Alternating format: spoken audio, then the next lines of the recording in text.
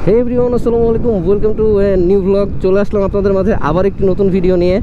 আজকের ভিডিওটা একটু ডিফারেন্ট অ্যান্ড ডেডিকেটেড। আজকে যাচ্ছি ঘুরতে। কোথায় ঘুরতে যাচ্ছি নিজেও জানি না, গন্তব্যহীনভাবে বের হয়ে পড়েছি। মেইনলি আছি এখন কুষ্টিয়াতে, আমার হোম টাউন। কুষ্টিয়া থেকে সামনে লালন শাহ ব্রিজ ক্রস করে রাজশাহী বিভাগে ঢুকবো, মানে খুলনা বিভাগ থেকে রাজশাহী বিভাগের মধ্যস্থল পদ্মা সেতু। এই পদ্মা সেতুটা ক্রস করবো, রাজশাহী বিভাগে ঢুকবো। এরপরে কোথায় কোথায় যাব নিজেও জানি না, কোথায় গিয়ে দাঁড়াবো, কোথায় থাকবো, ডোন্ট নো। কথা হচ্ছে ঘুরতে হবে, মাইন্ড রিফ্রেশ করতে হবে, এটাই হচ্ছে কথা। কোথায় যাচ্ছি, কি করব না করব সব কিছু এই ভিডিওতে আপনাদের সামনে তুলে ধরবো। তো আর দেরি না করে চলুন ভিডিওটি শুরু করি। And once again welcome to western Mahid motor venture.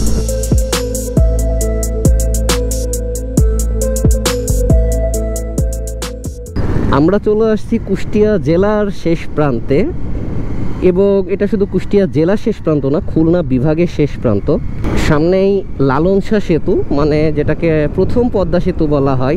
এর পরবর্তীতে এখন যেটা মাওয়া জাজিরা প্রান্তে হয়েছে, এটা হচ্ছে দ্বিতীয় পদ্মা সেতু, কিন্তু প্রথম পদ্মা সেতু ছিল এটাই। এটার ডিস্টেন্স 1.8 কিলোমিটার বা 2 কিলোমিটার ধরা যেতে পারে। এটার দূরত্ব ওই পদ্মা সেতুর চাইতে 3 ভাগের 1 ভাগ। এই পদ্মা সেতুর টোল কিন্তু খুবই কম। এই পদ্মা সেতুর টোল মাত্র 10 টাকা, যেখানে বর্তমান পদ্মা সেতুর টোল 100 টাকা। তো বেশ বড় একটা পার্থক্য। যাই হোক, এই পদ্মা সেতু আমাদের খুব পছন্দের একটা জায়গা। যারা আসলে কুষ্টিয়াবাসী বা পাবনাবাসী আমরা, তাদের এখানে বিনোদন কেন্দ্রক্রম, যেহেতু এটা রেগুলার একটা স্থল জেলা, এখানে ট্রাভেল বা ট্যুরিস্ট প্লেস খুব কম। সংস্কৃতির রাজধানী হিসেবে বেশ কিছু জায়গা আছে, কিন্তু প্রাকৃতিক পরিবেশ বা ঘোরার মতো জায়গা খুবই কম। তো আসলে এই জন্য আমাদের কাছে এই পদ্মা সেতুটা বা হচ্ছে এই পদ্মা নদীটা একটা আকর্ষণীয় জায়গা, যেখানে সবসময় মানুষের আনাগোনা থাকে, এবং ছুটির দিনগুলোতে, ঈদের দিন বা অন্য কোনো বড় ছুটিতে এখানে মানুষের অনেক চাপ থাকে। বাম পাশে দেখতে পাচ্ছেন হাডিং ব্রিজ, ডান পাশে দেখা যাচ্ছে রূপপুর পারমাণবিক বিদ্যুৎ কেন্দ্র, মানে এখনকার সবচেয়ে হাইপ তোলা যে বিষয়টা। বাংলাদেশের একমাত্র পারমাণবিক বিদ্যুৎ কেন্দ্র পাবনার রূপপুরে অবস্থিত, সেটা আমরা সামনেই দেখতে পাচ্ছি, যেটা লালন শাহ সেতুর একদম পাশেই অবস্থিত। অতি পুরনো এই হাডিং ব্রিজের নিচে এই জায়গাটা বহু পরিচিত, অনেকবার আসা হয়েছে এই জায়গায়। বাম পাশে লালন শাহ সেতু, আর ডানে হাডিং ব্রিজ। ডানে না, আসলে একদম আমাদের মাথার উপরে হাডিং ব্রিজ, সামনে পদ্মা নদী। এই জায়গাটাতে কিছুক্ষণ নদীর পাড়ের বাতাস খাই। চলে আসছি পদ্মার পাড়ে, যদিও এবারের পুরো ঘোরাঘুরিটা পদ্মার পাড় জুড়েই হবে। সেই ব্রিটিশ আমলের ঐতিহ্যবাহী হাডিং ব্রিজ, টুকটাক ছোট দোকান, খাবারের দোকান, সাথে আছে সামনে নৌকা ঘোরার ব্যবস্থা। আবার এখান থেকে দাঁড়ালে রূপপুর পারমাণবিক কেন্দ্র খুব কাছ থেকেই দেখা যাচ্ছে। কিছুক্ষণ এইখানে পদ্মার পাড়ের বাতাস খাই, এরপরে আমরা সামনের দিকে আগাতে থাকবো। হয়তো নেক্সট টার্গেট নাটোর। পদ্মা সেতুর পাড় থেকে উঠে রওনা দিচ্ছি এখন নাটোরের দিকে। হঠাৎ করে এই প্ল্যান হলো যে নাটোরে যাব।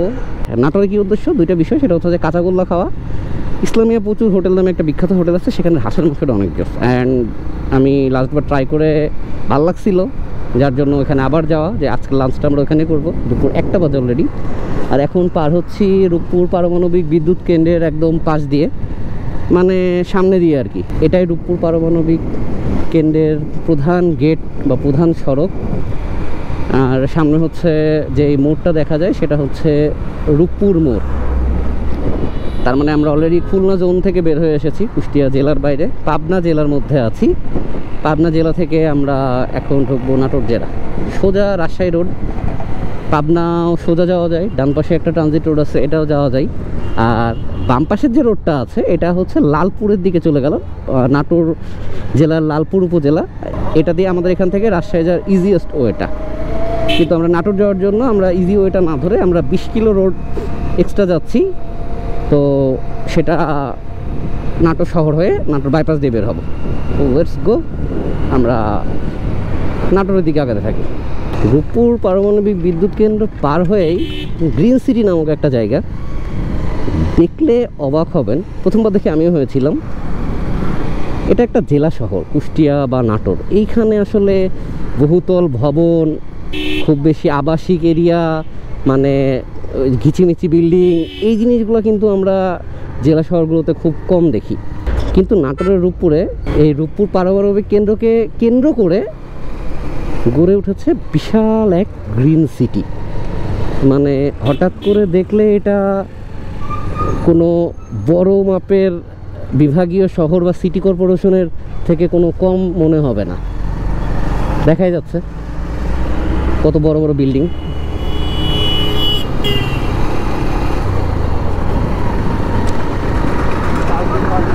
এটার নাম দিয়েছে গ্রিন সিটি।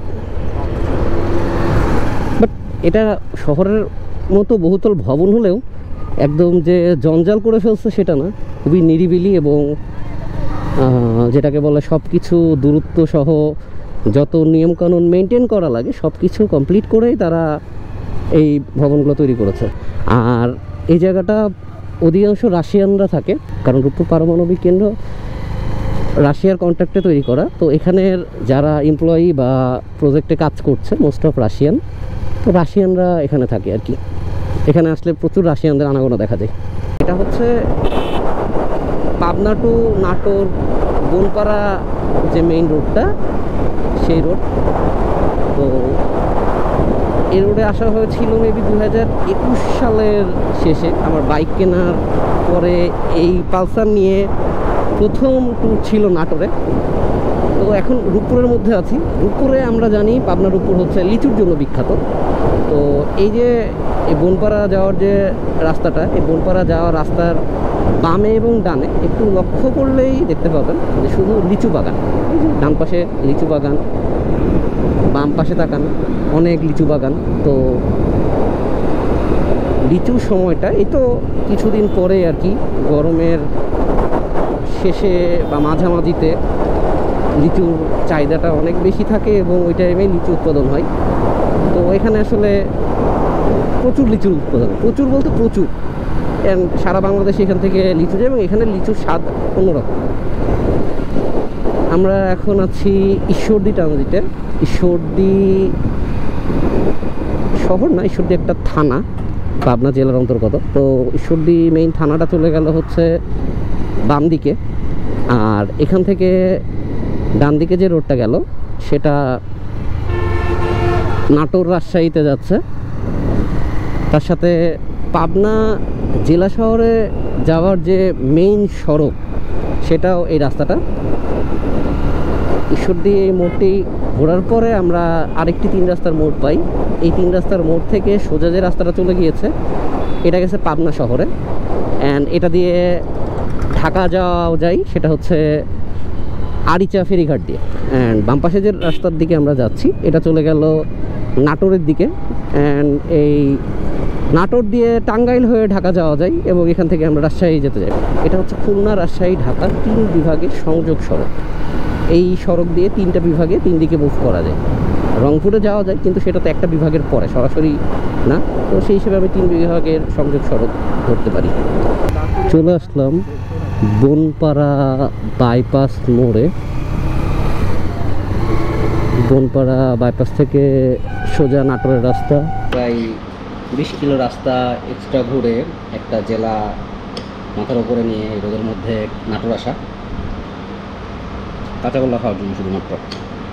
তো নর্মালি কালীবাড়ি মন্দিরের কাঁচাগোল্লাটা এখানে কাঁচাগোল্লার উৎপত্তিস্থল, কিন্তু এর আগে এটা ট্রাই করা হলো। এখানে নতুন একটা নাম পাইলাম মৌচাক, যেখানে মিষ্টি এবং কাঁচাগোল্লার অনেক নাম, যার জন্য এবার মৌচাকের কাঁচাগোল্লা ট্রাই করছি। বেটার মৌচাক মিষ্টি ভান্ডার, আল্লাহপুর, নাটোর।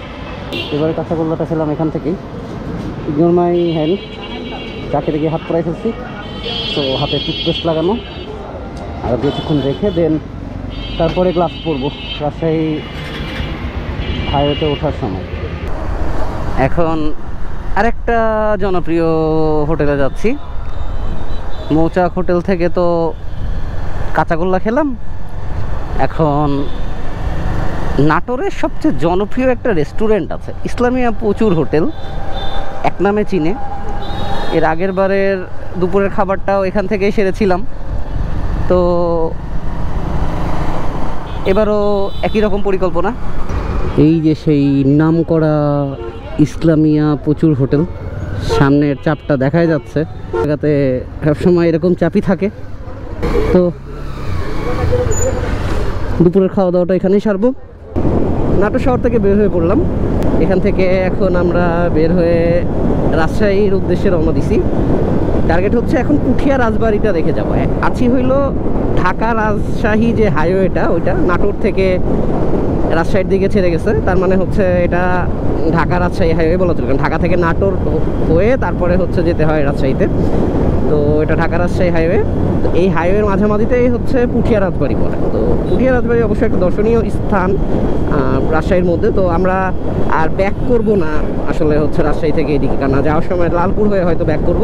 সেক্ষেত্রে দেখা যাচ্ছে যে এইদিকে যেহেতু একটা প্লেস পড়ে যাচ্ছে, রাজবাড়িটা ঘুরে যাই। আকাশে মেঘের অবস্থা খারাপ, আকাশটা মেঘলা। তো 4টা 23 বাজে মোটামুটি, যে 2 মিনিট আগেই টাইমটা দেখলাম। এখন কথা হচ্ছে যে 5টায় পুঠিয়া রাজবাড়ি বন্ধ। গিয়ে ধরতে পাওয়াটা একটু টাফ হবে, কারণ এখান থেকে 20 কিলো রাস্তা। এখন দেখি কত দূর যেতে পারি। পুঠিয়া রাজবাড়ি 1 কিলোমিটার। রাজশাহীর পুঠিয়া থেকে বাম পাশে সড়কে ঢুকলাম পুঠিয়া রাজবাড়ি যাওয়ার উদ্দেশ্যে। তো মেইন সড়ক থেকে পুঠিয়া রাজবাড়ির দূরত্ব 1 কিলোমিটার।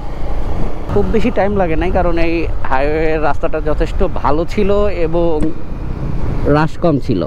তো সেই হিসেবে খুব দ্রুতই চলে এসেছি পুঠিয়া রাজবাড়িতে। আশা করা যায় আজকে খোলা পাবো। পুঠিয়া রাজবাড়ি শেষ করে তারপরে রাজশাহী শহরের দিকে চলে আসছি।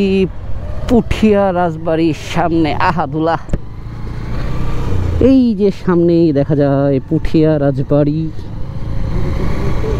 রাজবাড়ি দেখতে মোটামুটি রাজবাড়ি লাগে না, খালি একটা বড় বাড়ি মনে হয় আর কি। চল ভিতরে গিয়ে দেখি কি অবস্থা। বিদায় পুঠিয়া রাজবাড়ি। পুঠিয়া রাজবাড়ির সামনে ভিতরে সব ঘুরে দেখলাম। প্রত্নতত্ত্ব নিদর্শন খুবই কমে গেছে বলা চলে, অধিকাংশ ছবি দিয়ে ভরা। পুঠিয়া রাজবাড়ির চারপাশ জুড়ে হচ্ছে লেক আছে। এটা কি লেক আসলে জানি না, বাট লেকের আশপাশ জুড়ে বিভিন্ন রকম মন্দির ভবন গড়ে উঠেছে। জাস্ট একটা মন্দির সিরাজগঞ্জের দেখেছিলাম, কান্তজিতের মতো একটা ছিল ওই রকম, মানে কান্তজিৎ তারপরে বড় আর্নিক মসজিদ সব একই রকম। ভিতর দিয়ে যে বাম পাশ দিয়ে বের হয়ে যাব। এটা একটা পোড়া বাড়ি টাইপের। এসব বাড়িগুলো কেন করতো? ওই যে সৈন্য টৈন্য রাখার জন্য নাকি? ও এখন পুঠিয়া ইউনিয়ন ভূমি অফিস করে ফেলছে। এটা তো পুরো পরিত্যক্ত। হ্যাঁ, কালী পুজোই তো মনে হচ্ছে। যাই হোক, তো পুঠিয়া রাজবাড়ির পিছনে কালী পুজো উপলক্ষে মেলা হচ্ছে। খাবার দাবারই বেশি। অনেকদিন পর মেলা দেখতেছি, যদিও খুব বেশি বড় মেলা না, ছোট একটা মেলা। এটা জাস্ট হচ্ছে একটা মন্দির না। শেষ ছিল পুঠিয়া রাজবাড়ির দেখার মতো জায়গা। মোট ব্লগের জায়গায় ট্রাভেল ব্লগ হয়ে যাচ্ছে। এভাবে ট্রাভেল ব্লগ করাই হয় না। ইনশাল্লাহ খুব শীঘ্রই ট্রাভেল ব্লগ স্টার্ট করব। এই চ্যানেলটি যারা সাবস্ক্রাইব করেন নাই, মানে এই চ্যানেলে আসছেন যারা, কিন্তু আমার ট্রাভেল ব্লগ চ্যানেলে নাই, তারা ট্রাভেল সংক্রান্ত সব ব্লগগুলো এই চ্যানেলে পাবেন। আমি এই লিঙ্ক ডিসক্রিপশনে দিয়ে দিব। ওই চ্যানেলটা সাবস্ক্রাইব করে পাশে থাকবেন। তো আজকে ভিডিওটা এখানে শেষ করছি। যারা চ্যানেলে নতুন তারা সাবস্ক্রাইব করে পাশে থাকেন, বেল আইকনটা প্রেস করে রাখেন ভিডিও সব আপডেট পাওয়ার জন্য। সবাই ভালো থাকবেন, সুস্থ থাকবেন। আল্লাহ হাফেজ।